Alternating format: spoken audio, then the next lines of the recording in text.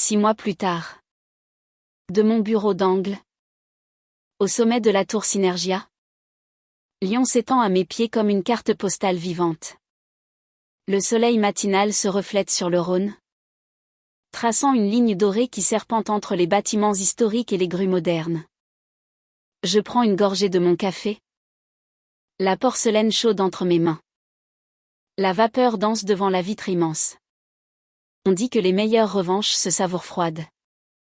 Je ne suis pas d'accord. La mienne a le goût de ce café brûlant, de l'air conditionné réglé à la perfection et du silence apaisant qui accompagne le pouvoir. Les gens pensent que ma réussite est une histoire de talent, de travail acharné. Ils n'ont pas tout à fait tort. Mais ils ignorent le catalyseur. Ils ignorent qu'il a fallu qu'on me brise en 1000 morceaux pour que je puisse me reconstruire. Plus forte, plus affûtée, plus impitoyable. Tout a commencé par une nuit de décembre glaciale, sous les lumières artificielles d'une fête de Noël d'entreprise. La nuit où mon mariage et mes illusions sont morts en même temps. La nuit où j'ai appris que la plus grande trahison pouvait parfois ouvrir la voie au plus grand des triomphes. La musique était trop forte. Un mélange assourdissant de tubes de Noël remixés et de pop commercial qui donnait mal à la tête. L'air était saturé du parfum entêtant des petits fours et du champagne bon marché. C'était le pot de Noël annuel de Synergia Tech. L'événement que tout le monde attendait avec un mélange d'excitation et d'appréhension. Pour moi, cette année, c'était surtout de l'appréhension. J'étais debout près d'une fontaine de chocolat qui semblait recevoir plus d'attention que je n'en avais eu depuis des mois. Je portais ma plus belle robe noire, celle que Thomas m'avait offerte pour notre anniversaire. 6 mois plus tôt. Ironique, n'est-ce pas? Il planifiait probablement déjà sa sortie, tout en choisissant la couleur qui, selon lui, mettait mes yeux en valeur. J'avais 34 ans. 7 ans de mariage. J'étais la chef du département marketing de l'une des entreprises technologiques les plus prometteuses de Lyon. Sur le papier, ma vie était une réussite. Un tableau parfait. Mais depuis quelque temps, je sentais des fissures dans la peinture. Des conversations qui s'arrêtaient net quand j'entrais dans une pièce. Des voyages d'affaires de plus en plus fréquents pour Thomas. Un silence qui s'installait entre nous le soir. Un silence lourd. Inconfortable. Que même le bruit de la télévision ne parvenait pas à masquer. Je mettais ça sur le compte du stress, de la pression du travail. J'étais une experte pour trouver des excuses à tout ce qui n'allait pas. Ce soir-là, Thomas était particulièrement charmant. Il circulait dans la salle, une coupe de champagne à la main, saluant les directeurs, riant avec les jeunes recrues. Il était beau, charismatique. Mon mari. La fierté que je ressentais en le regardant était un réflexe. Une habitude ancrée depuis des années. Mais sous cette fierté, une anxiété sourde grandissait. Elle était là, tapie dans mon estomac. Je l'ai vu parler à Chloé Girard près du bar. Chloé. Notre secrétaire de 26 ans. Le genre de fille qui porte des jupes un peu trop courtes pour le bureau et qui sourit à tout le monde avec une innocence parfaitement calculée. Ses cheveux blonds tombaient en cascade sur ses épaules.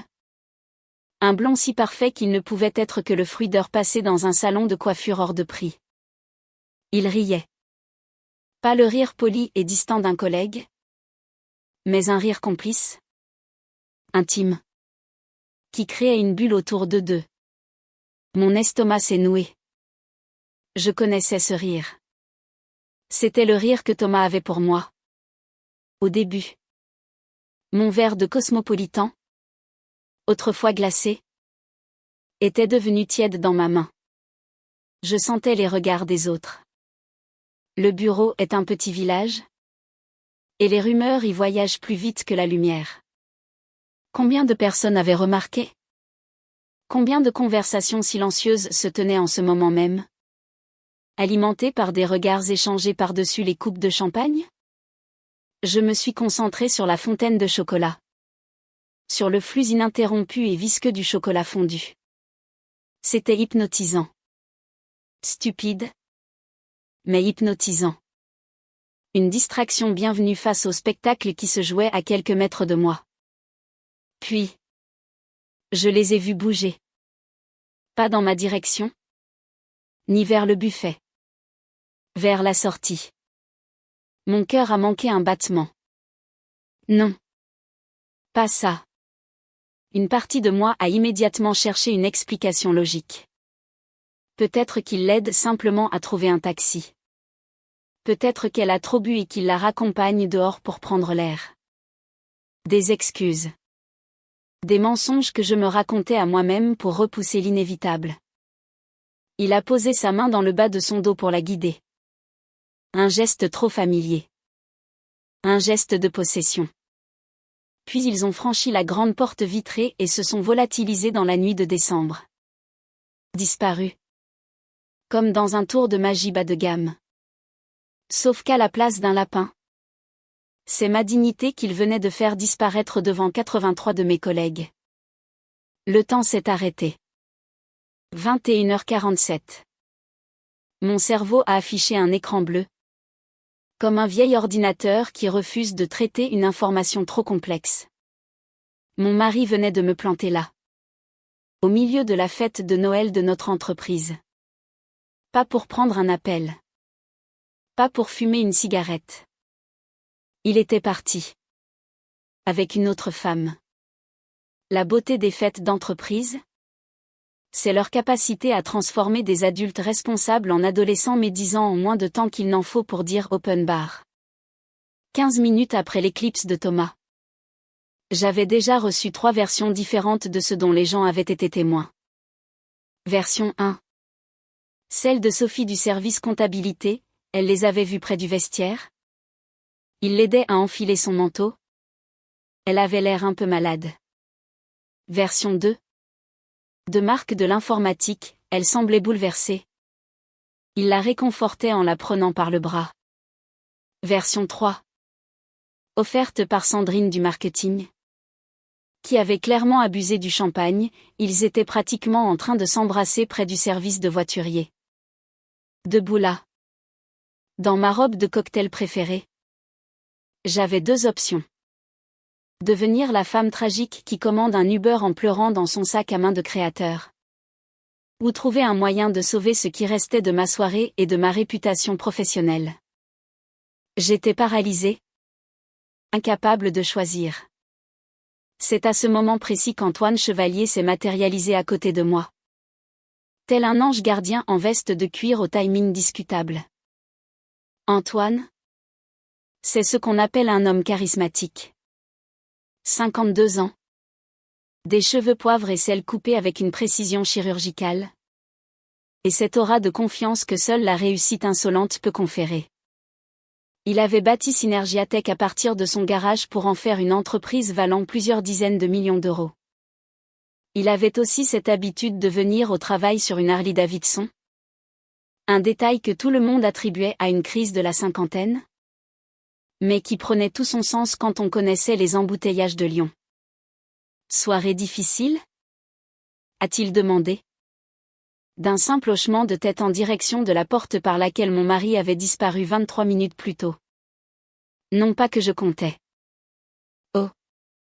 Vous savez. Ai-je répondu? Surprise par la stabilité de ma propre voix. Juste une soirée typique où l'on découvre que son mariage a la durée de vie d'une story Instagram. Mais bon. Au moins. La fontaine de chocolat est toujours fidèle. Antoine a ri. Pas le petit rire poli de PDG qu'il réservait aux réunions du conseil d'administration. Mais un vrai rire. Franc. Qui a fait taire plusieurs conversations autour de nous. J'aime votre résilience. Élise. Vous avez besoin qu'on vous ramène? J'ai la moto dehors et quelque chose me dit qu'un peu d'air frais vous ferait du bien. Dans des circonstances normales. Accepter une balade à moto avec son PDG? En robe de cocktail se situerait quelque part entre le jugement douteux et le suicide professionnel sur l'échelle de la prise de décision. Mais ces circonstances n'avaient rien de normal. C'étaient les circonstances. Mon mari vient de disparaître avec la secrétaire, qui, apparemment, obéissait à des règles différentes. Vous savez quoi? Me suis-je entendu dire. Ce serait parfait. Après tout, ma soirée ne peut pas devenir plus étrange. Célèbre dernière parole. N'est-ce pas? Le trajet jusqu'à sa Harley est devenu un spectacle à part entière. La moitié des invités s'est agglutinée près des immenses baies vitrées pour observer ce développement inattendu.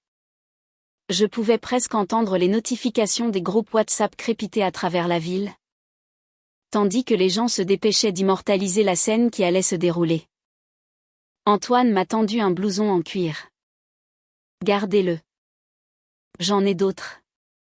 Puis un casque, qui sentait légèrement un parfum d'eau de Cologne coûteuse et d'aventure. Déjà monté sur une moto? Est-ce que le petit train du parc de la Tête d'Or compte? Pas vraiment. Accrochez-vous bien et penchez-vous avec moi dans les virages. C'est tout. Grimper à l'arrière de cette Harley dans ma robe de cocktail et mes talons, c'était comme entrer dans un univers parallèle. Un univers où Élise Lefebvre prenait des décisions spontanées et ne passait pas 20 minutes à analyser les avantages et les inconvénients de chaque choix. Le moteur a rugi. Un son grave et puissant qui a noyé le brouhaha des commérages qui fusaient certainement depuis les fenêtres de la salle de réception. Alors que nous nous éloignions du trottoir, j'ai aperçu des visages pressés contre les vitres. Des collègues qui passeraient probablement tout leur week-end à échafauder des théories sur ce qu'ils venaient de voir. Ils étaient loin de se douter qu'ils allaient bientôt avoir assez de matière pour alimenter leurs spéculations pendant des mois.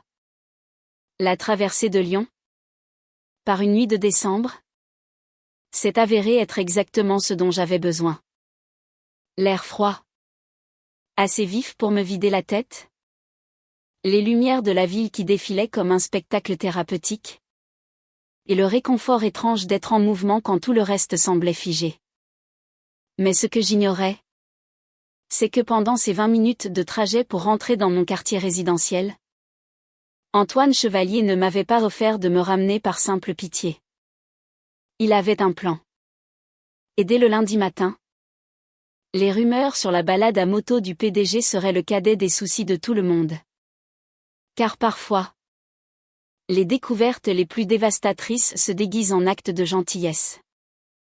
Et parfois, la meilleure des vengeances commence en acceptant l'aide de la personne qui sait exactement de quoi vous êtes capable. Même lorsque vous l'ignorez vous-même. Le week-end qui a suivi ce que j'appelle désormais le grand incident de la moto de décembre s'est déroulé comme une expérience sociale tordue. Conçue pour tester les limites de la curiosité humaine et la vitesse de la communication numérique dans le monde de l'entreprise.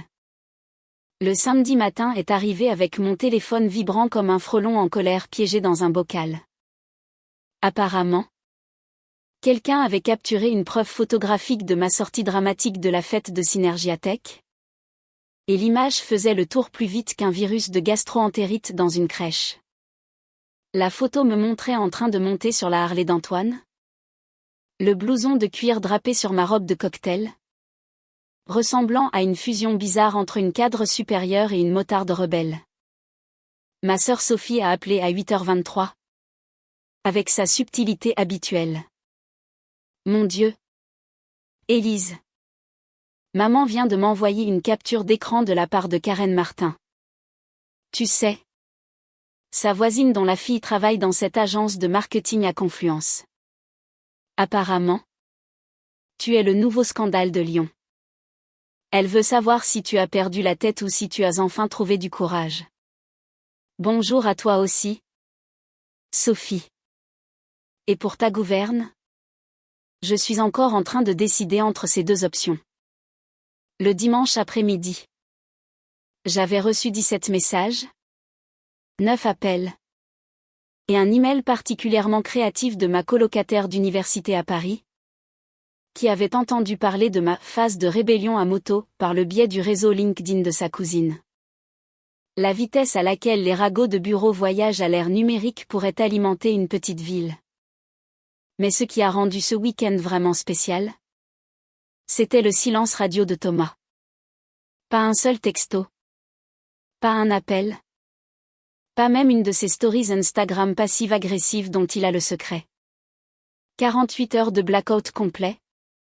Comme s'il avait été enlevé par des extraterrestres spécialisés dans l'élimination de Marie Gênant. Le lundi matin a déferlé avec la subtilité d'un TGV transportant jugement et spéculation. J'ai passé 20 minutes de plus sur mon maquillage. Parce que si vous devez être au centre d'un drame de bureau, autant être impeccable. J'ai choisi mon tailleur pantalon bleu marine. Celui qui me donne l'air de pouvoir négocier des traités de paix ou des OPA hostiles avec la même assurance. Entrer dans l'immeuble de Synergia Tech, c'était comme pénétrer dans une réserve animalière où j'étais à la fois l'attraction principale et la proie. Les conversations dans le hall se sont tues plus vite qu'un vieil ordinateur sous Windows 95. Remplacé par ce genre d'activité fébrile et artificielle qui se produit lorsque les gens prétendent qu'ils n'étaient pas en train de disséquer votre vie privée avec une précision chirurgicale. Karine, des ressources humaines, a pratiquement sprinté vers l'ascenseur pour m'attraper, arborant l'expression de quelqu'un qui venait d'être élu porte-parole de la curiosité collective de tout notre étage. Élise, comment s'est passé ton week-end ? A-t-elle demandé avec l'enthousiasme d'une animatrice de jeux télévisés. J'ai entendu dire qu'Antoine et toi aviez eu une sacrée aventure vendredi soir. Oh. Tu sais. Juste une séance de thérapie à moto typique du vendredi soir avec le PDG. Un choix de transport post-crise conjugale tout à fait standard. Le trajet en ascenseur jusqu'au 4e étage est devenu une forme de divertissement en soi. Alors que 3 autres personnes s'y sont engouffrées, espérant clairement assister à la conversation qui allait suivre. Quand nous sommes arrivés, j'avais l'impression d'être un animal de zoo à l'heure du repas. Mon assistant, Lucas, m'a accueilli avec un café et ce genre de sourire entendu qui suggérait qu'il avait passé son week-end à répondre à des appels concernant ma vie personnelle. Ta matinée vient de devenir intéressante ? A-t-il annoncé en faisant glisser une pile de messages sur mon bureau. Apparemment, la moitié de la communauté marketing de Lyon veut savoir si tu es disponible pour des déjeuners. Et l'autre moitié veut savoir si Antoine Chevalier est célibataire. S'il te plaît, dis-moi que tu exagères. J'aimerais bien. Ah. Et Thomas a appelé sur la ligne fixe du bureau 3 fois hier. Je lui ai dit que tu n'étais pas disponible. Ce qui m'a semblé être la manière la plus diplomatique de gérer le drame qu'il essaie de déclencher. La matinée s'est déroulée comme une comédie surréaliste où chaque interaction avait un double sens et des intentions cachées. Les discussions près de la fontaine à eau s'arrêtaient brusquement quand j'approchais. Les gens trouvaient des raisons soudaines de passer devant mon bureau. Mais le vrai spectacle a commencé pendant la réunion de 10h30. Quand Antoine est entré, affichant sa confiance habituelle du lundi matin et ne montrant absolument aucun signe que quelque chose d'inhabituel s'était produit. Il a mené la réunion avec son professionnalisme habituel, discutant des projections trimestrielles et des acquisitions de clients comme s'il n'avait pas passé son vendredi soir à raccompagner sa directrice marketing à travers Lyon sur sa moto. L'énergie dans la pièce ressemblait à une cocotte-minute remplie de questions non posées et de théories non confirmées. 23 Père Dieu ne cessait de faire la navette entre Antoine et moi, cherchant un signe de la relation qu'ils avaient imaginée à partir d'une seule photo et de 72 heures de spéculation. Pendant la présentation du budget, Chloé est entrée. L'air d'avoir passé le week-end dans un spa. Peau radieuse. Coiffure impeccable.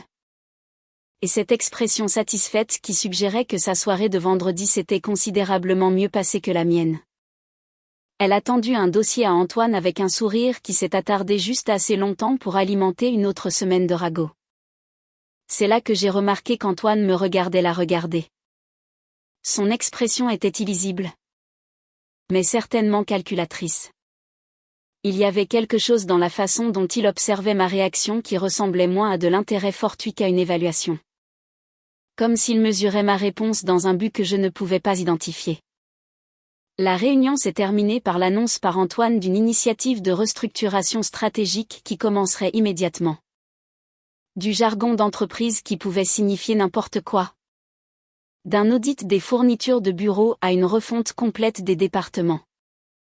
Alors que tout le monde sortait, Antoine a attiré mon attention d'un subtil hochement de tête vers son bureau.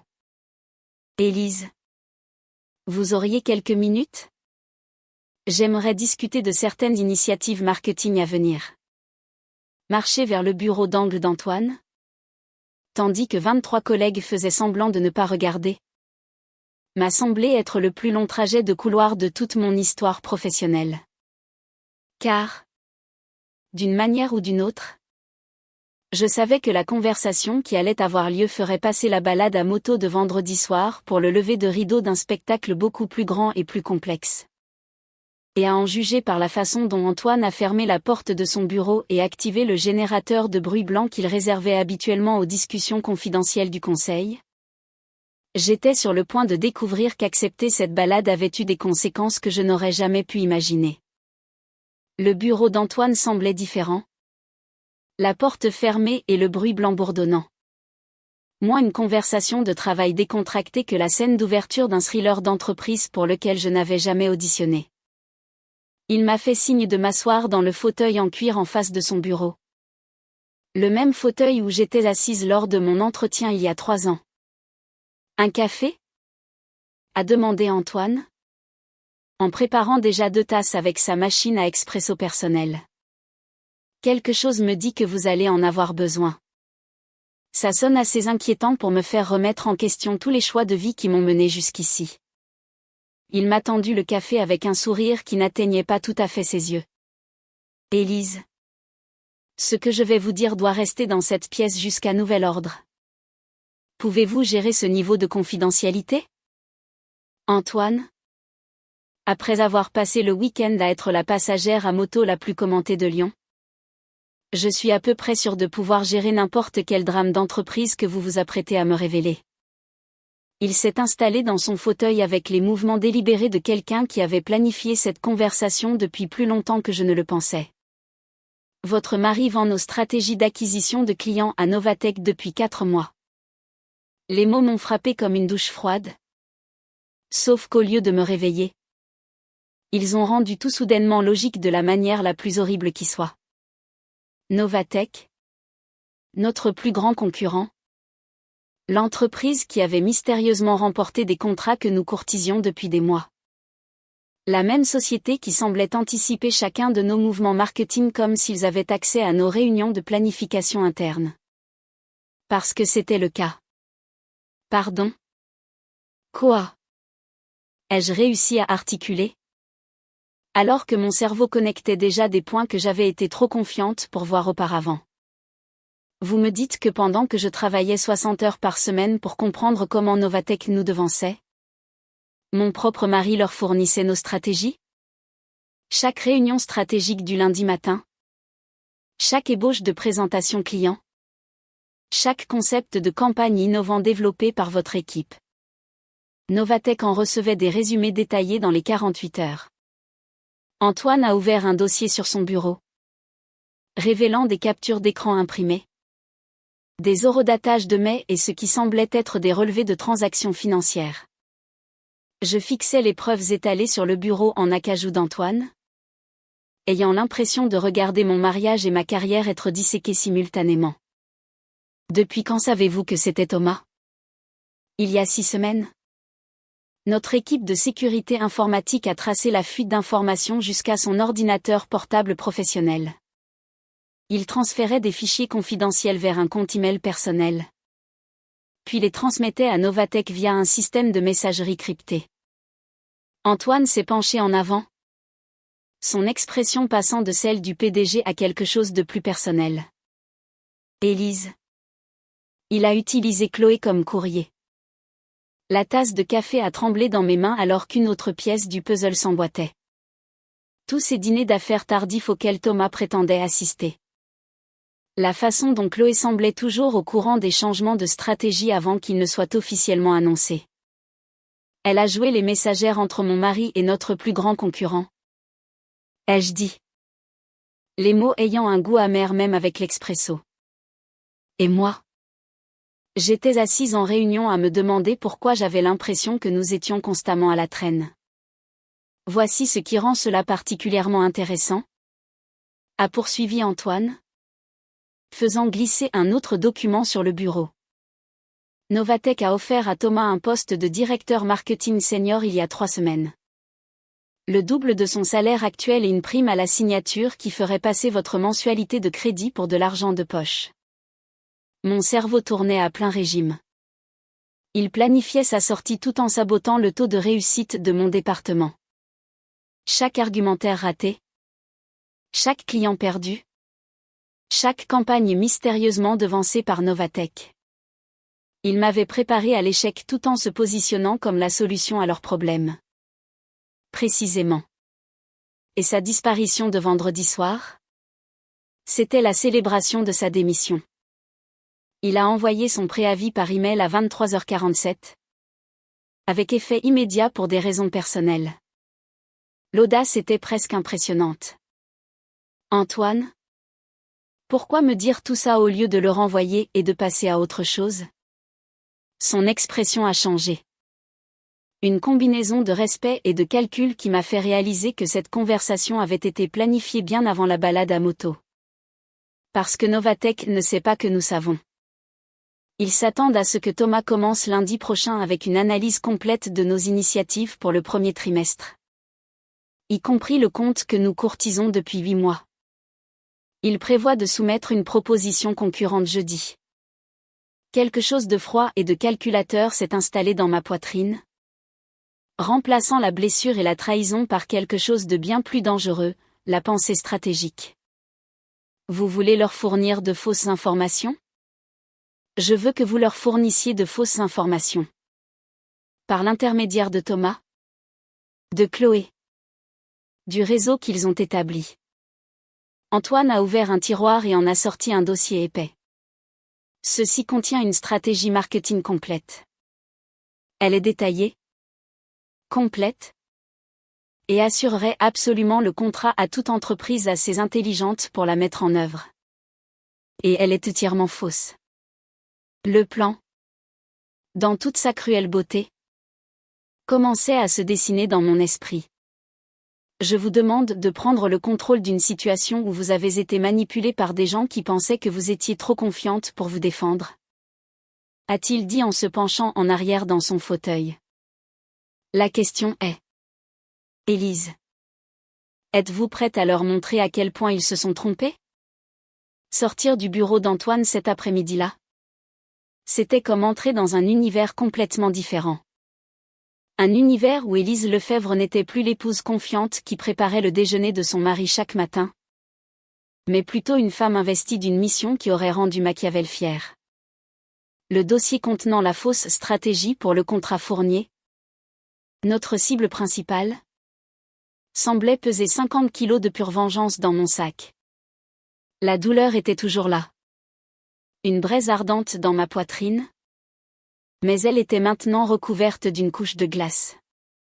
Une détermination froide et précise. Je n'étais plus une victime. J'étais une arme.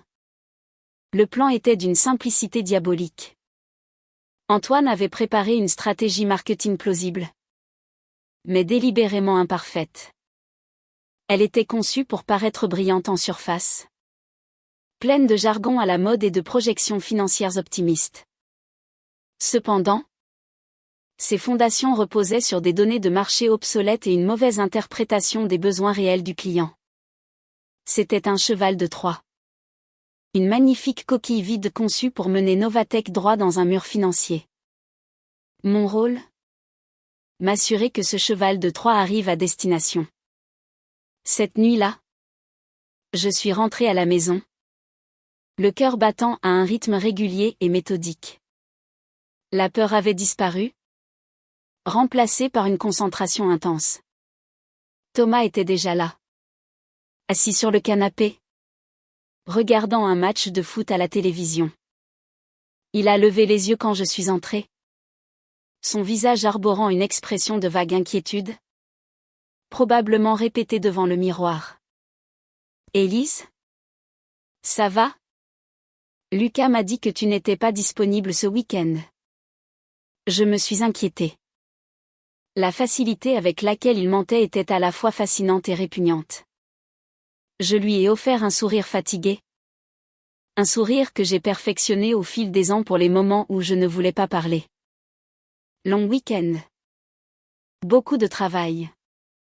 Et la fête de vendredi. C'était un peu trop. Ah. Oui. Désolé pour ça. A-t-il dit. Son regard retournant à l'écran. Chloé ne se sentait vraiment pas bien. J'ai juste voulu m'assurer qu'elle rentre en toute sécurité. Bien sûr. Ai-je pensé. Le bon samaritain. C'est gentil de ta part. Ai-je répondu. Ma voix neutre. Le mardi matin. J'ai mis en œuvre ce que j'ai baptisé l'opération Petit Pousset. La beauté de fournir de fausses informations à quelqu'un qui vous croit idiote, c'est qu'il ne se demande jamais pourquoi vous devenez soudainement si négligente avec des documents confidentiels. J'ai préparé le café. Comme tous les matins. Sauf que cette fois, j'ai oublié le dossier Fournier sur le comptoir de la cuisine, ouvert à la page du budget prévisionnel. J'ai vu son regard s'attarder dessus pendant qu'il se servait une tasse. Grosse journée aujourd'hui? A-t-il demandé. Beurrant sa tartine avec le même ton décontracté qu'il utilisait depuis des mois tout en détruisant systématiquement ma carrière. Oh! Tu n'imagines pas. Ai-je soupiré? Jouant la comédie de la cadre stressée. La présentation pour le contrat Fournier. Ça pourrait faire ou défaire tout notre premier trimestre. Antoine nous met une pression monstre. Apparemment, ça représente près de 3 millions de revenus annuels. J'ai délibérément gonflé le chiffre, sachant que l'appât du gain rendrait l'information encore plus alléchante. J'ai observé les yeux de Thomas se poser à nouveau sur les papiers. Le prédateur qui repère sa proie. Ça a l'air intense. Je suis sûre que tu vas t'en sortir brillamment. Chérie. Merci. Mon amour. J'espère juste que Novatech ne mettra pas la main sur notre stratégie. Antoine a mentionné qu'ils sont étrangement compétitifs ces derniers temps. L'ironie était si épaisse qu'on aurait pu la couper au couteau. Il m'a souri. Un sourire vide de toute chaleur. 2 heures après être parti au travail, j'ai reçu un simple SMS d'Antoine. Il contenait une capture d'écran de notre service de sécurité informatique. Horodatage, 7h43. Une photo prise avec un téléphone, montrant clairement la page du budget du dossier Fournier sur notre comptoir de cuisine. Le message disait, le colis est en route. Le mercredi a apporté ce que j'aime appeler la phase de confirmation. Antoine avait fait installer un logiciel de surveillance sur l'ordinateur portable de Thomas. Ce n'était pas tout à fait légal. Mais à ce stade, la légalité était le cadet de nos soucis. Regarder en temps réel mon mari trahir activement tout ce pourquoi j'avais travaillé. C'était comme regarder un documentaire animalier sur les parasites. Fascinant dans son exécution. Dégoûtant dans sa nature. Nous avons regardé. Antoine et moi. Depuis son bureau. Le curseur de Thomas se déplaçait sur son écran. Nous l'avons vu compiler les informations. Il a réécrit mes notes. Les a formatées dans un nouveau document. Ajoutant ses propres analyses pour donner l'impression que c'était son propre travail de renseignement. Il a ensuite ouvert une application de messagerie cryptée. Le contact était simplement N. Le faux calendrier indique que Fournier veut lancer sa campagne en mars. M'a informé Antoine lors de notre réunion budgétaire de l'après-midi. Qui était en fait une cellule de crise. Novatech se démène en ce moment même pour monter une proposition qui correspond à ce calendrier. Et la réalité? Ai-je demandé? sentant une excitation glaciale me parcourir. Fournier veut lancer le 15 janvier. Toute proposition suggérant un calendrier en mars démontrera une ignorance totale de ses besoins commerciaux. Le sourire d'Antoine était assez aiguisé pour pratiquer la chirurgie. Novatech est sur le point de soumettre le malentendu le plus cher de l'histoire du marketing lyonnais. Pendant ce temps, je devais continuer à jouer mon rôle à la maison. C'était la partie la plus difficile. Chaque soir, je devais supporter ses mensonges, ses fausses marques d'affection. Il me demandait comment s'était passée ma journée, comment avançait le gros projet Fournier, et je devais lui répondre avec un mélange crédible d'épuisement et d'espoir. Il me prenait dans ses bras avant de dormir, et je devais me forcer à ne pas me raidir, à ne pas le repousser avec la violence que je ressentais. Chaque contact était une brûlure. Chaque mot était un poison. Un soir, il est rentré avec un bouquet de mes fleurs préférées. Des pivoines. Pour ma femme qui travaille si dur, a-t-il dit avec un grand sourire. J'ai senti les larmes me monter aux yeux. Des larmes de rage. Pas de gratitude. J'ai enfoui mon visage dans les fleurs pour cacher mon expression. Elles sont magnifiques. Thomas. Merci. Cette nuit-là, je n'ai pas dormi. J'étais allongée à côté de lui, écoutant sa respiration régulière, et je me suis demandé comment j'avais pu être si aveugle. Comment avais-je pu partager ma vie? Mes rêves? Mon lit? Avec un étranger? Un homme qui me souriait le jour et me poignardait dans le dos la nuit. La trahison n'était pas seulement professionnelle. Elle était totale. Elle avait infecté chaque souvenir, chaque moment partagé. Notre mariage n'était pas seulement brisé.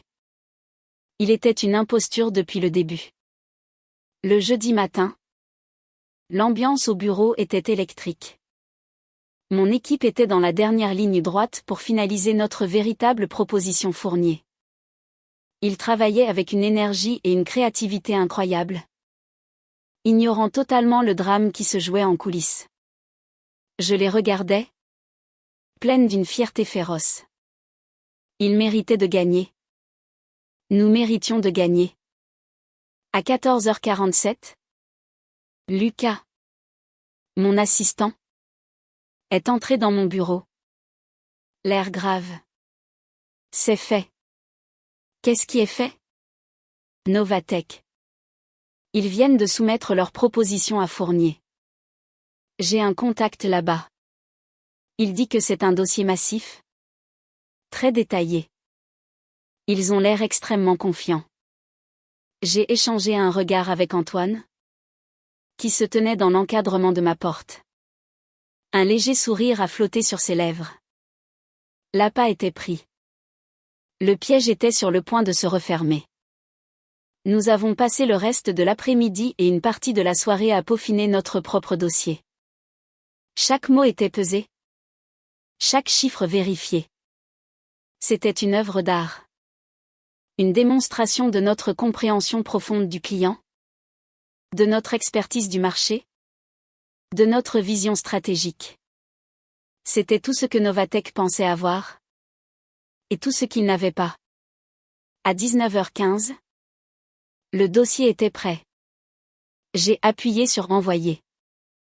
L'email est parti, emportant avec lui des mois de travail, de frustration, et un plan de vengeance méticuleusement orchestré. En regardant la barre de progression se remplir, je n'ai pas ressenti de soulagement. Juste une certitude froide et absolue. Le jeu était terminé. Il ne restait plus qu'à attendre la chute des pièces. En rentrant chez moi ce soir-là, je me sentais vide. L'adrénaline qui m'avait porté pendant des jours s'était dissipée, me laissant avec le poids de ce que j'avais fait. Ce n'était pas seulement une manœuvre professionnelle.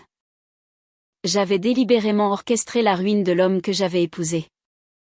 J'avais utilisé son ambition et sa trahison contre lui. Était-ce juste? Je ne savais pas. Mais je savais que c'était nécessaire. C'était une question de survie. Il avait essayé de me détruire. J'avais simplement refusé de le laisser faire. Le vendredi qui a suivi l'envoi de notre proposition a été le jour le plus long de ma vie professionnelle. L'air dans les bureaux de Synergia Tech était lourd d'une attente presque palpable. Seul Antoine et moi connaissions toute l'étendue de l'enjeu. Pour les autres, ce n'était qu'un contrat de plus. Certes important, mais faisant partie du flux habituel des affaires. Pour nous, c'était le dénouement. Le jugement final. J'ai passé la matinée à essayer de me concentrer sur d'autres dossiers, à répondre à des emails, à participer à des réunions qui me semblaient d'une futilité déconcertante. Mon esprit était ailleurs, à rejouer chaque étape de notre plan, à chercher la faille, le détail que nous aurions pu manquer. Et si Thomas avait eu un doute? Et si Novatech avait une autre source?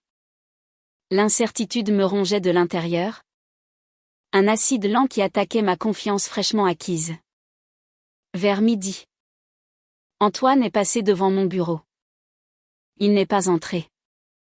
Il a simplement ralenti, a attiré mon regard et a fait un léger hochement de tête. Presque imperceptible. C'était un geste simple. Mais il disait tout, reste calme. Fais confiance au plan. Nous avons tout maîtrisé. J'ai pris une profonde inspiration. Il avait raison. Le sort en était jeté. Pendant ce temps, à la maison, le silence de Thomas était devenu différent. Ce n'était plus le silence distant et coupable des semaines précédentes. C'était un silence tendu, arrogant. Le silence d'un homme qui attend de toucher le jackpot. Il passait ses soirées sur son ordinateur, le sourire aux lèvres, répondant à des messages que je savais maintenant destinés à ses nouveaux employeurs chez Novatech. Il se croyait intouchable. À l'aube d'une nouvelle vie glorieuse, bâtie sur les ruines de la mienne. L'envie de lui jeter la vérité au visage était presque insupportable.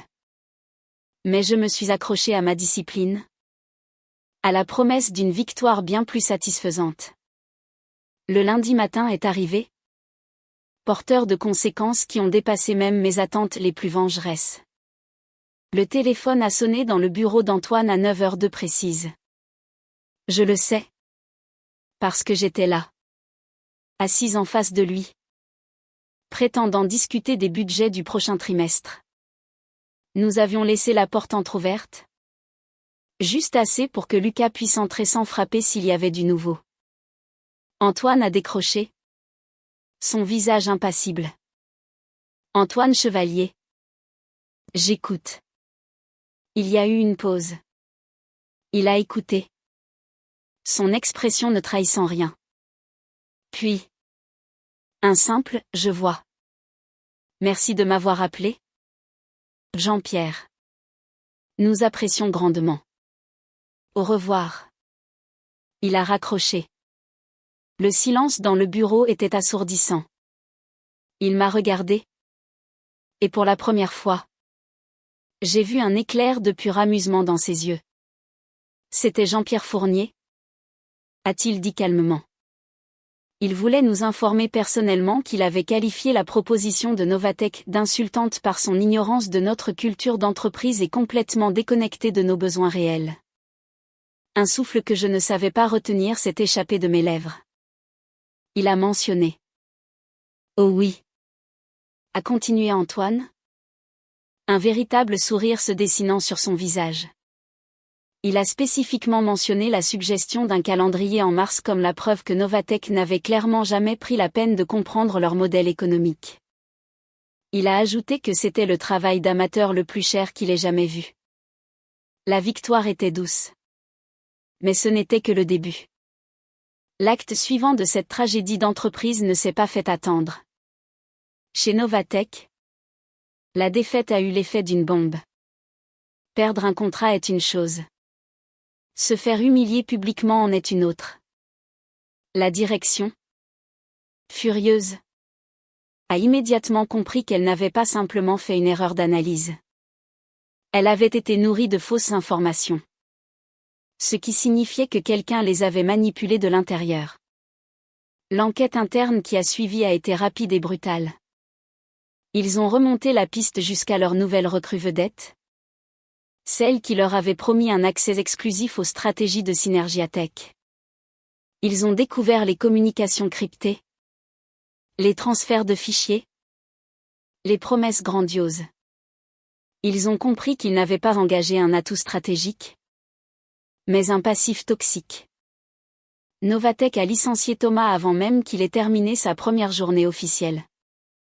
Apparemment, engager quelqu'un qui a démontré sa volonté de trahir son employeur précédent soulève des questions de loyauté que même les entreprises les plus désespérées préfèrent éviter. Ils ont également annulé l'offre d'emploi faite à Chloé, qui s'était vue promettre un poste de coordinatrice dans le cadre du « package » de Thomas. En une seule matinée, leur château de cartes, construit sur le mensonge et la trahison, s'était effondré. Et le contrat Fournier?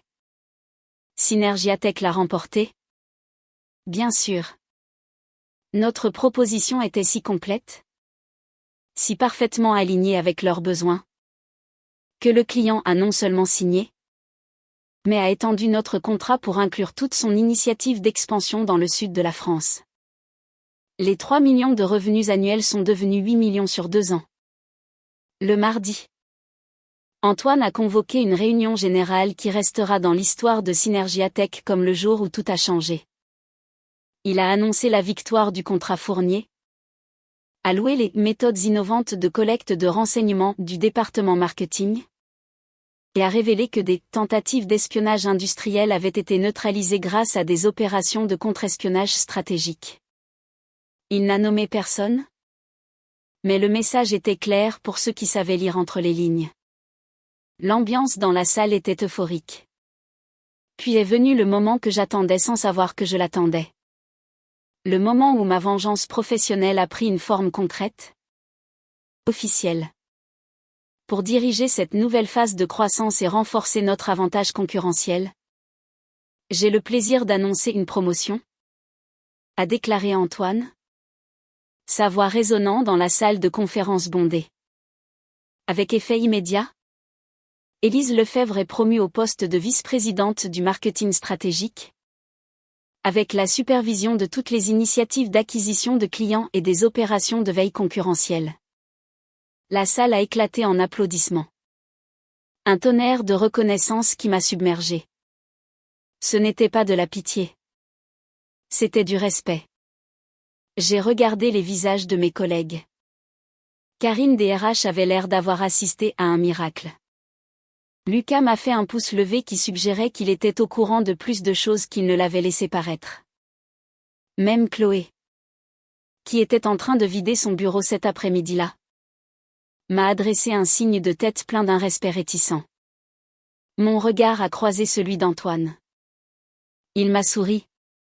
Un vrai sourire cette fois. Un sourire de partenaire, de co-conspirateur. Dans ce moment, j'ai compris que ce n'était pas seulement une promotion. C'était une passation de pouvoir. Il ne m'avait pas seulement donné une chance de me venger. Il m'avait donné les outils pour me réinventer. La véritable satisfaction, cependant, est venue le mercredi soir. Thomas est arrivé à la maison pour récupérer ses affaires. Il m'a trouvé dans la cuisine, sirotant un verre de vin. Mon nouveau badge de vice-présidente posé bien en évidence sur la table. À côté, 2 lettres. L'une de Novatech, confirmant son licenciement pour faute grave. L'autre de notre avocat, initiant la procédure de divorce. Élise. A-t-il commencé? Le visage pâle, les yeux hagards. Je peux tout expliquer. Oh. J'en suis sûre. Ai-je répondu? Ma voix calme comme un lac gelé. Mais le problème? Thomas. C'est que je sais déjà tout. La vente d'informations. Les faux dîners d'affaires. La promotion que tu pensais avoir obtenue en sabotant ma carrière. J'ai fait glisser les lettres vers lui. Je sais aussi que Novatech envisage de te poursuivre pour fausses déclarations frauduleuses et que tes nouvelles perspectives de carrière à Lyon sont à peu près aussi prometteuses qu'une convention de bonhomme de neige en juillet. Il m'a regardé comme s'il voyait une personne complètement différente. Ce qui était exact. L'épouse confiante qui préparait ses déjeuners avait été remplacée par quelqu'un qui avait appris à jouer aux échecs pendant qu'il pensait encore que les dames étaient un jeu compliqué. Comment as-tu découvert? J'ai pris une gorgée de vin. Savourant le goût fruité sur ma langue et la saveur encore plus douce de la victoire. Il s'avère que lorsqu'on arrête de sous-estimer les gens, ils arrêtent de vous laisser les traiter comme s'ils étaient stupides.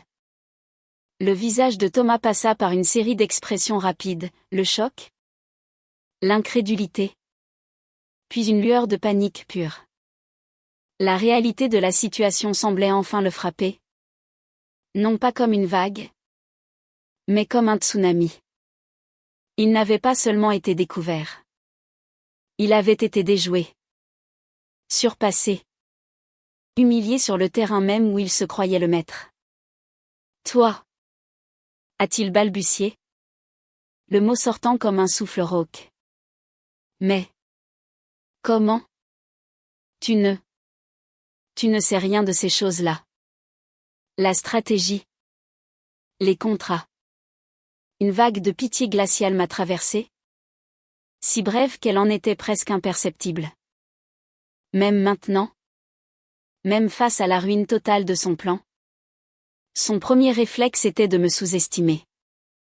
C'était ancré si profondément en lui qu'il ne pouvait même pas concevoir que j'ai pu être l'architecte de sa chute. C'est là que tu te trompes? Thomas. Ai-je dit. En me levant lentement de ma chaise. Je me sentais grande. Puissante. Occupant tout l'espace de cette cuisine qui avait été pendant des années le théâtre de ma complaisance. Tu as passé des mois à me voler mes idées. À les présenter comme les tiennes. À saboter mon travail en coulisses. Tu pensais que j'étais une bonne exécutante. Mais sans vision.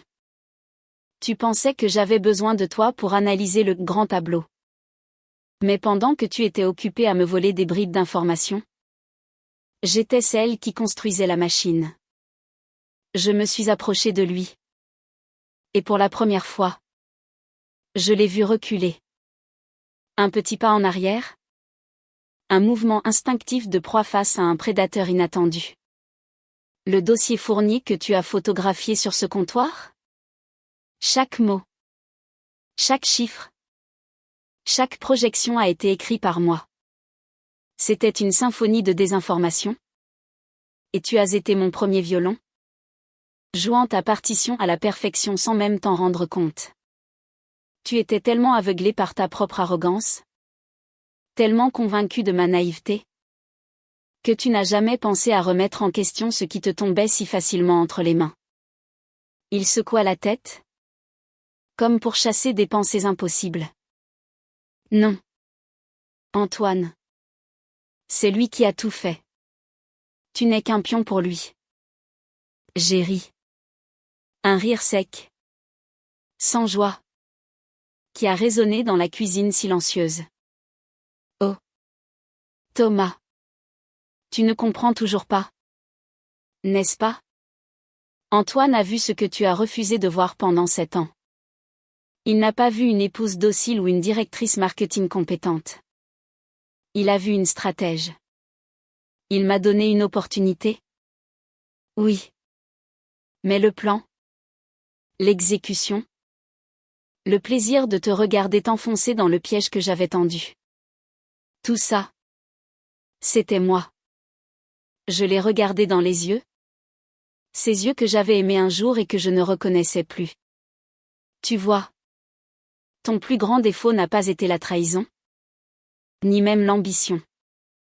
Ça a été de croire que j'étais plus faible que toi. Tu as construit tout ton plan sur cette seule hypothèse. Et c'est cette hypothèse qui t'a détruit. Il est resté là. Sans voix. Le visage défait. L'homme charismatique et sûr de lui de la fête de Noël avait disparu. Remplacé par une coquille vide. Un homme qui venait de voir le sol se dérober sous ses pieds. Prends tes affaires, ai-je dit. Ma voix redevenant calme et professionnelle. J'ai fait des cartons. Ils sont dans l'entrée. Tu as 1 heure. Ensuite, je change les serrures. Je lui ai tourné le dos. Mettant fin à la conversation. Mettant fin à 7 ans de ma vie. Je suis retourné à mon verre de vin. Le laissant seul avec les débris de ses ambitions. Je ne l'ai pas regardé faire ses allers-retours. Silencieux et fantomatique. Je n'avais pas besoin de le faire. J'avais déjà gagné. Le voir humilié n'était plus nécessaire. Le fait de savoir que j'avais repris le contrôle de ma propre histoire était suffisant. La semaine suivante a été un tourbillon. Je me suis plongée dans mon nouveau rôle avec une énergie féroce. Le titre de vice-présidente n'était pas seulement honorifique. Il venait avec un pouvoir réel, des responsabilités écrasantes et un salaire qui rendait mon ancien crédit immobilier dérisoire. J'ai restructuré le département, promu des talents que Thomas avait délibérément mis de côté, et mis en place de nouveaux protocoles de sécurité qui rendraient toute fuite future pratiquement impossible. Le bureau est devenu mon royaume. Les gens me regardaient différemment. Le mélange de curiosité et de pitié avait été remplacé par quelque chose de bien plus puissant, un respect teinté d'une pointe de peur. La gentille Élise avait disparu. À sa place se trouvait une femme qui avait affronté un dragon et qui en était sortie victorieuse. La rumeur de ma balade en moto avec Antoine avait pris une nouvelle dimension. Ce n'était plus un scandale potentiel, mais le début d'une légende. La légende de la femme que le PDG avait choisie. Non pas par pitié, mais parce qu'il avait reconnu en elle une alliée. Ma relation avec Antoine s'est transformée. Nous sommes devenus une équipe. Nos réunions étaient des sessions de stratégie intenses, des joutes intellectuelles où nous nous mettions au défi mutuellement. Il y avait une alchimie professionnelle entre nous. Une compréhension tacite qui rendait notre travail incroyablement efficace. Il ne m'a jamais traité avec condescendance. N'a jamais remis en question mes décisions. Il m'a donné l'autorité de mon poste et m'a laissé faire mes preuves. Un après-midi. Environ 2 semaines après la débâcle. Il est entré dans mon nouveau bureau d'angle. J'étais en train de déballer les derniers cartons de mes affaires personnelles. Ça vous va bien ? Ce bureau ? A-t-il dit en s'appuyant contre le cadre de la porte. Je commence à m'y habituer. La vue aide. Il a hoché la tête. Son regard balayant l'horizon lyonnais. Je n'ai jamais eu de doute. Vous savez. Depuis le premier jour où je vous ai vu en entretien. Je savais qu'il y avait une lionne qui dormait là-dedans. Il fallait juste la bonne raison pour la réveiller. Une trahison humiliante et un complot d'espionnage industriel semblent être des réveils assez efficaces. Ai-je répondu avec une pointe d'ironie. Il a souri. Parfois. Les pires événements de notre vie sont les catalyseurs des meilleurs. Vous avez géré cette situation avec une intelligence et un sang-froid que peu de gens possèdent. Thomas n'a jamais eu la moindre chance. Il a fait ses propres choix. Ai-je dit. Plus à moi-même qu'à lui. Je n'ai fait que m'assurer qu'il en assume les conséquences. C'était la vérité. Je n'avais pas cherché la vengeance au départ. J'avais cherché la justice. Et en cours de route, j'avais découvert quelque chose de bien plus précieux, ma propre force. La femme qui avait pleuré silencieusement près d'une fontaine de chocolat semblait appartenir à une autre vie. À une autre personne. Mais alors que les jours se transformaient en semaines, et que la poussière de la bataille retombait, une nouvelle réalité a commencé à s'installer. J'avais gagné la guerre, mais le champ de bataille était ma propre vie. J'avais un nouveau statut, Un nouveau pouvoir. Mais j'étais seule. Chaque soir, je rentrais dans une maison grande et silencieuse. Une maison remplie des fantômes d'un mariage qui n'avait été qu'une illusion. J'avais prouvé à tout le monde de quoi j'étais capable. Maintenant, je devais apprendre à vivre avec la femme que j'étais devenue. Et je n'étais pas sûre de savoir qui elle était vraiment. Une fois les portes du bureau fermées et les lumières de la ville allumées au dehors. La reconstruction professionnelle était terminée. La reconstruction personnelle, elle, ne faisait que commencer. Les 6 mois qui ont suivi ma promotion ont été à la fois exaltants et étrangement vides. Sur le plan professionnel, c'était une ascension fulgurante. Le succès du contrat Fournier a servi de tremplin, nous propulsant vers 3 autres acquisitions majeures. Synergia Tech était sur toutes les lèvres, cité comme l'exemple de l'innovation et de l'agressivité stratégique. Et j'étais le visage de ce succès. J'ai donné des interviews, participé à des tables rondes, et mon nom est devenu synonyme de redressement marketing. La lionne qu'Antoine avait vue en moi était non seulement réveillée, mais elle rugissait. Le bureau était mon sanctuaire, l'endroit où tout avait un sens. Les chiffres, les graphiques, les stratégies. C'était un monde logique, binaire, où les actions avaient des conséquences prévisibles. J'excellais dans ce monde.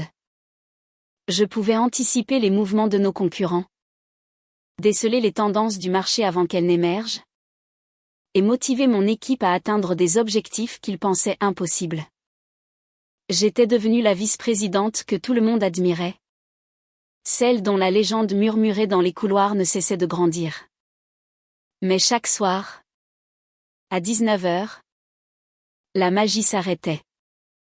Je quittais mon bureau d'angle, prenais l'ascenseur silencieux, et traversais le parking pour retrouver ma voiture. Le trajet jusqu'à ma maison dans la banlieue verdoyante de Lyon était un retour progressif à une réalité beaucoup plus compliquée. La femme puissante du 4e étage se dissolvait peu à peu, remplacée par Élise. Juste Élise. Et Élise était perdue. La maison était impeccable. J'avais engagé une femme de ménage, non pas parce que je n'avais pas le temps, mais parce que je ne supportais pas l'idée de toucher les objets qui avaient appartenu à notre vie commune. J'avais enlevé toutes les photos de nous, mais sa présence flottait encore dans l'air, comme un parfum tenace. Chaque pièce portait l'écho de ses mensonges. Le canapé où il s'asseyait pour regarder le foot tout en complotant contre moi. La cuisine où il m'avait offert des fleurs tout en sachant qu'il me trahissait. Le lit. Le lit était le pire. J'ai fini par déménager dans la chambre d'amis. Mes nuits étaient courtes, peuplées de rêves agités. Je rêvais de chiffres et de contrats, mais aussi de Chloé riant avec Thomas. De regards furtifs lors de la fête de Noël. Je me réveillais en sueur, le cœur battant, avec une angoisse que même le succès le plus éclatant ne pouvait apaiser. J'avais gagné. J'avais tout gagné. Alors pourquoi est-ce que je me sentais si profondément, si irrémédiablement seule? Ma sœur Sophie essayait de m'aider. Elle m'appelait, m'invitait à dîner, tentait de me présenter des amis célibataires très sympas. Je déclinais poliment.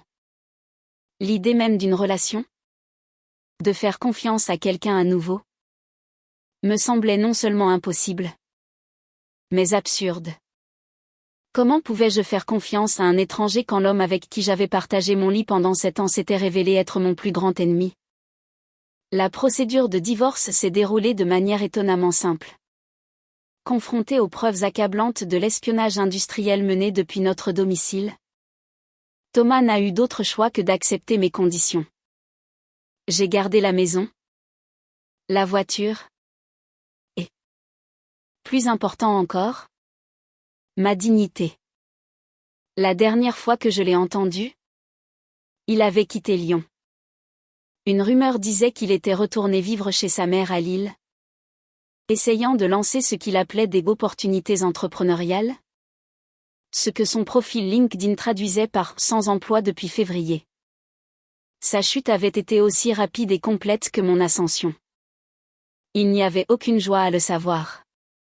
Juste un sentiment de gâchis immense. Un soir, alors que je travaillais tard, comme d'habitude, Antoine est venu me voir. Il tenait 2 verres et une bouteille de whisky single malt. « Je pense que nous avons mérité ça », a-t-il dit en posant les verres sur mon bureau. Il a versé un doigt d'alcool ambré dans chaque verre. « À quoi trinquons-nous » ai-je demandé. « À la survie », a-t-il répondu, son regard sérieux. « Et à la reconstruction ». Nous avons bu en silence pendant un moment, regardant les lumières de la ville s'allumer une à une. « Vous savez, » a-t-il repris, « les gens voient le succès, mais ils ne voient jamais le prix à payer. Ils ne voient pas les nuits blanches, les doutes, les sacrifices. Ils ne voient pas les cicatrices. Vous parlez d'expérience ? » Il a eu un petit sourire triste. J'ai bâti cette entreprise sur les ruines de mon premier mariage. Ma femme de l'époque ne comprenait pas les heures, la passion, le risque. Elle pensait que je la négligeais. Elle avait raison. J'ai tout mis dans Synergia Tech. Quand elle est partie, j'ai eu le choix, m'effondrer ou construire quelque chose de si grand qu'il remplirait le vide qu'elle avait laissé. J'ai choisi de construire. C'était la première fois qu'il me parlait de sa vie personnelle. Pour la première fois. Je n'ai pas vu le PDG, mais l'homme. Un homme qui, comme moi, avait transformé une blessure profonde en carburant. Est-ce que ça a marché ? Ai-je demandé doucement. Est-ce que ça a rempli le vide ? Il a fixé son verre, faisant tourner le liquide doré. Non. Rien ne le fait vraiment. Mais ça donne un but. Ça donne une raison de se lever le matin. Et parfois, c'est tout ce dont on a besoin. Le reste. Le reste vient avec le temps. Ou pas. Cette conversation a changé quelque chose en moi. J'ai réalisé que je n'étais pas seule dans cette expérience. Le succès avait un coût pour tout le monde.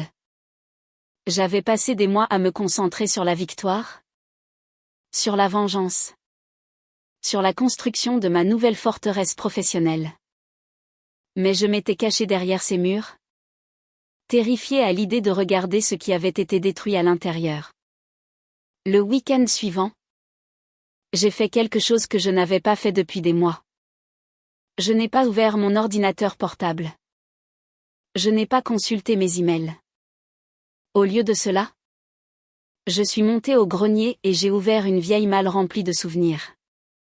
Des albums photos de nos premières années. Des lettres que nous nous étions écrites. Des babioles de nos voyages. Je me suis assise sur le sol poussiéreux et j'ai tout regardé. Je m'attendais à de la colère, à du dégoût. Mais ce que j'ai ressenti était différent. C'était une tristesse profonde. Un deuil. Le deuil non pas de l'homme qu'il était devenu, mais de l'homme que j'avais cru qu'il était. Le deuil de la jeune femme naïve que j'avais été. Celle qui croyait en l'amour éternel et en la bonté fondamentale des gens. J'ai pleuré. Pour la première fois depuis cette nuit de décembre, j'ai pleuré. Pas des larmes de rage ou d'humiliation, mais des larmes de perte. J'ai pleuré pour la vie que j'avais cru avoir. Pour les rêves qui s'étaient transformés en mensonges. Et en pleurant, j'ai senti quelque chose se dénouer en moi. Un nœud serré que je portais depuis des mois sans même m'en rendre compte. Quand les larmes se sont taries, je me sentais épuisée, mais plus légère. J'ai compris que la vengeance ne suffisait pas. Gagner ne suffisait pas. Pour vraiment guérir, je devais faire face à la douleur. Je devais accepter que j'avais été brisée. Ce n'était pas un signe de faiblesse. C'était la preuve que j'avais été assez courageuse pour aimer. Pour faire confiance. J'ai tout remis dans la malle. Mais cette fois, ce n'était plus une boîte de Pandore remplie de trahison. C'était juste le passé. Un chapitre de ma vie qui était terminé. J'ai refermé le couvercle.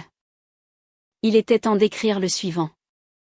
Et pour la première fois, je sentais que j'avais la force de tenir le stylo moi-même.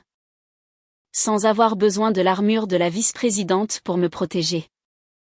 Le deuil, j'ai appris, n'est pas un événement mais un processus. Après mon après-midi dans le grenier, je n'ai pas été miraculeusement guérie. Les fantômes n'ont pas disparu en un instant. Mais quelque chose avait changé. Le poids sur mes épaules était moins écrasant.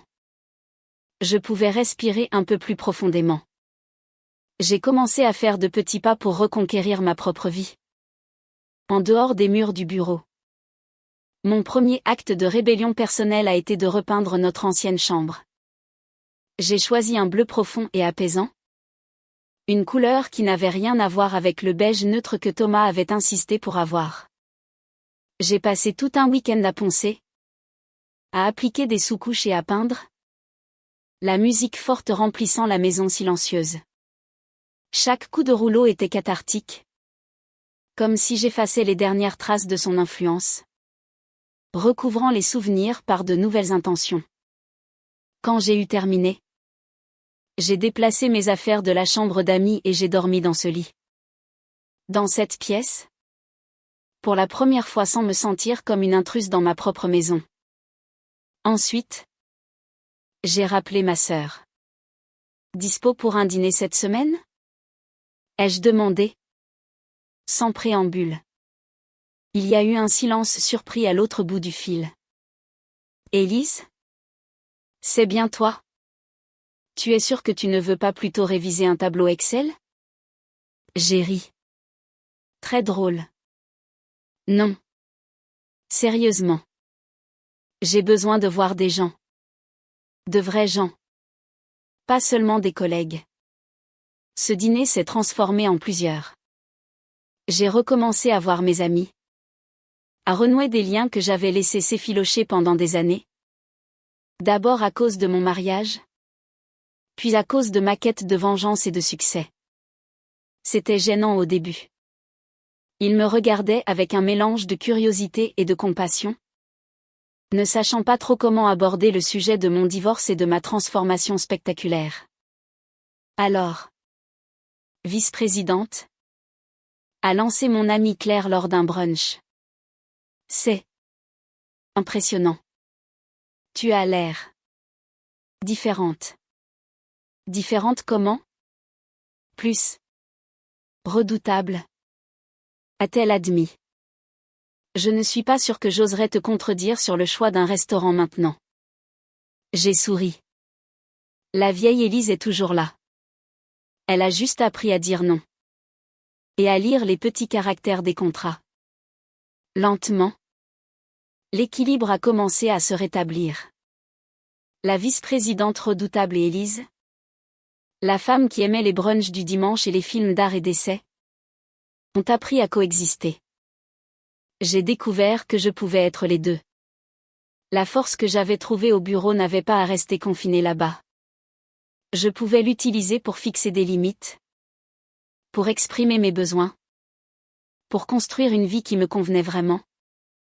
Pas une vie qui correspondait à l'idée que quelqu'un d'autre se faisait de la perfection. Au travail, ma nouvelle assurance personnelle a eu un effet inattendu. Je suis devenue une meilleure dirigeante. Moins froide. Plus accessible. Ayant fait face à ma propre vulnérabilité, j'étais plus à même de reconnaître celle des autres. J'ai commencé à encadrer les jeunes talents de mon équipe, en particulier les jeunes femmes, voyant en elles des éclats de mon ancien moi, talentueuse, ambitieuse, mais parfois trop désireuse de plaire, trop prompte à douter d'elle-même. Ne laissez jamais personne définir votre valeur, leur disais-je lors de nos entretiens individuels. Surtout pas les gens qui prétendent vous soutenir le plus. Votre plus grand atout n'est pas votre compétence. C'est votre instinct. Apprenez à l'écouter. Ma relation avec Antoine a continué d'évoluer. Le partenariat professionnel intense était toujours là. Mais il était maintenant teinté d'une amitié tranquille, basée sur un respect mutuel et une compréhension partagée des cicatrices que le succès peut laisser. Nous n'avons jamais franchi la ligne professionnelle. Il n'y avait pas de romance cachée. Pas de tension sexuelle non résolue. C'était quelque chose de plus rare et, à mon avis, de plus précieux, une véritable alliance. Il était mon mentor, mon allié, et parfois, juste la personne avec qui je pouvais partager un whisky en silence après une longue semaine. Il continuait de venir au travail sur sa Harley. Parfois, en le voyant garer sa moto à côté de ma berline allemande sobre, je souriais. Ces deux véhicules, côte à côte sur le parking des cadres, représentaient parfaitement notre duo improbable. La puissance brute et l'élégance calculée. Le rebelle et la stratège. Ensemble, nous étions redoutables. Puis, environ un an après la nuit de la fête de Noël, j'ai reçu un email qui a fait remonter le passé d'une manière que je n'attendais pas. Il provenait d'une adresse que je ne reconnaissais pas. L'objet était simple, pardon. Mon cœur a manqué un battement. Je savais, avant même de l'ouvrir, de qui il venait. J'ai hésité. Une partie de moi voulait le supprimer sans le lire, le jeter dans les limbes numériques où il méritait d'être. Mais la curiosité, et peut-être un besoin de clôture que j'ignorais avoir, a été plus forte. J'ai cliqué. C'était Thomas. L'email était court, maladroitement écrit. Il disait qu'il était désolé. Pas seulement pour ce qu'il avait fait, mais pour l'homme qu'il était devenu. Il écrivait qu'il suivait une thérapie, qu'il essayait de comprendre pourquoi il avait eu besoin de me rabaisser pour se sentir grand. Il ne demandait pas mon pardon, disait-il, car il savait qu'il ne le méritait pas. Il voulait juste que je sache qu'il voyait enfin la vérité. L'email se terminait par une phrase qui m'a glacé le sang. Je sais que c'est toi qui as tout orchestré. Et même si ça m'a détruit, une partie de moi est fière de la femme que tu es devenue. La femme que j'avais trop peur de laisser exister. J'ai lu et relu cette dernière phrase. C'était la chose la plus honnête qu'il m'ait jamais dite. C'était une confession, une absolution et une reconnaissance, tout en un. Il avait enfin compris. Ce n'était pas moi qui l'avais détruit. C'était sa propre peur. Je suis restée assise devant mon écran pendant un long moment. Que faire de cette information? Il n'y avait rien à répondre. Il n'y avait pas de dialogue à avoir. C'était une voix du passé? Un écho d'une autre vie. J'ai fait ce que la nouvelle Élise ferait. J'ai reconnu l'information. Je l'ai analysée. Et je l'ai classée. J'ai déplacé l'email dans un dossier d'archives nommé « Passé » et j'ai continué ma journée de travail. Ce soir-là, en rentrant chez moi, je ne me sentais pas triomphante. Je ne me sentais pas en colère. Je me sentais libre. Le dernier fil qui me reliait à lui, le fil de la colère et du ressentiment, venait de se rompre. Sa reconnaissance n'avait pas validé ma victoire. Elle avait simplement confirmé ce que je savais déjà. Mon succès n'était pas une réaction à sa trahison. C'était la révélation de qui j'avais toujours été. Sous les couches de doute et de compromis. Je suis entrée dans ma maison, maintenant remplie de mes couleurs, de mes livres, de ma musique. Ce n'était plus une scène de crime. C'était un foyer. Mon foyer. J'ai ouvert les fenêtres pour laisser entrer l'air frais du soir. Et pour la première fois depuis très longtemps, je me sentais complètement, paisiblement, chez moi.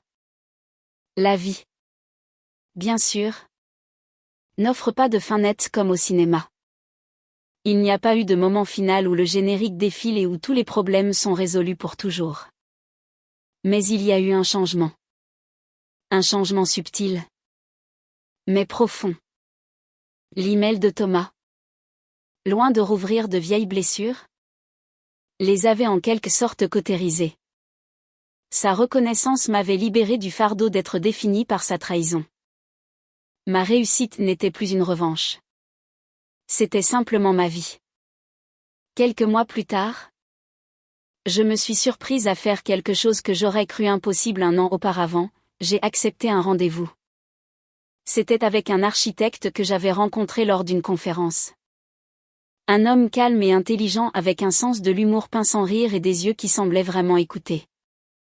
Notre premier rendez-vous a été maladroit. Comme le sont souvent les premiers rendez-vous. Nous avons parlé de travail, de voyage, des films que nous aimions. Il n'y a pas eu de coup de foudre. Pas de feu d'artifice. Juste une conversation agréable et la promesse potentielle d'une autre.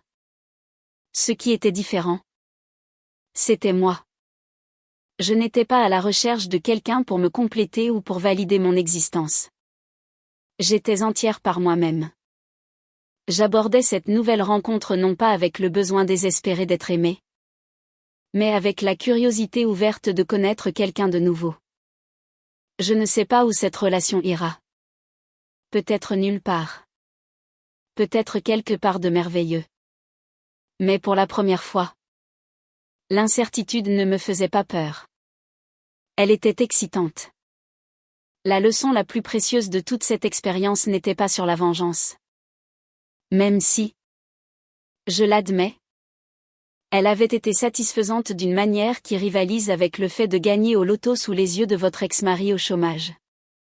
La véritable révélation a été de découvrir qu'être sous-estimé n'est un désavantage que si vous acceptez l'évaluation que les autres font de vos capacités. Pendant 7 ans, j'avais laissé Thomas me convaincre que mes difficultés professionnelles étaient dues aux conditions du marché, à un mauvais timing ou à un manque d'expérience. J'avais accepté ses explications sur les raisons pour lesquelles mes campagnes ne réussissaient pas. Pourquoi les clients ne répondaient pas? Pourquoi je ne semblais pas progresser malgré un travail acharné? Je faisais confiance à son analyse de mes défis professionnels parce que je lui faisais confiance. Tout simplement. Il s'avère que la personne la plus proche de vous peut être le plus grand obstacle à votre succès. Surtout lorsqu'elle profite de vous maintenir petite. Thomas avait besoin que j'échoue professionnellement pour se sentir réussi personnellement. Mes difficultés validaient sa vision du monde où il était le partenaire compétent et où j'étais celle qui avait besoin de conseils, de soutien et d'une gestion attentive de ses attentes. La balade à moto qui a déclenché toute cette aventure n'était pas vraiment une question de transport ou de sympathie d'Antoine pour mes drames conjugaux. C'était une personne qui avait réussi reconnaissant le potentiel d'une autre. Et décidant de parier sur ce potentiel au lieu d'accepter le récit que tout le monde avait gobé. Aujourd'hui, je dis aux gens que la meilleure vengeance n'est pas de bien vivre. C'est de vivre si bien que vos ennemis doivent vous regarder réussir en utilisant exactement les mêmes talents qu'ils vous avaient convaincu de ne pas avoir. Le succès a un goût plus doux quand il est assaisonné des larmes des gens qui vous ont sous-estimé. Je suis assise dans mon bureau d'angle. Le soleil de fin d'après-midi baigne Lyon d'une lumière dorée. Sur mon bureau, à côté de mon ordinateur, se trouve une petite maquette de moto, une Harley-Davidson miniature. C'est un cadeau d'Antoine pour le premier anniversaire de ma promotion. Une blague entre nous. Un rappel de la nuit où tout a basculé. Mon téléphone sonne. C'est Lucas, mon assistant. Élise. L'équipe est prête pour le brainstorming sur la campagne alpha. J'arrive, dis-je en me levant.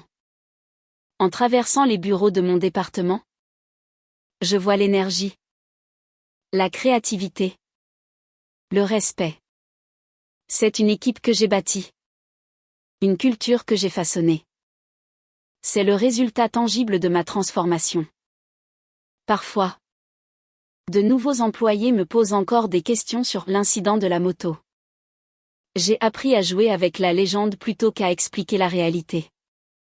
Laissez-les penser que leur vice-présidente est le genre de femme qui prend des décisions impulsives impliquant des blousons en cuir et des Harley-Davidson. Ça maintient les gens en alerte. Alors, si un jour quelqu'un vous offre une balade à moto après que votre mari ait disparu avec sa secrétaire, acceptez.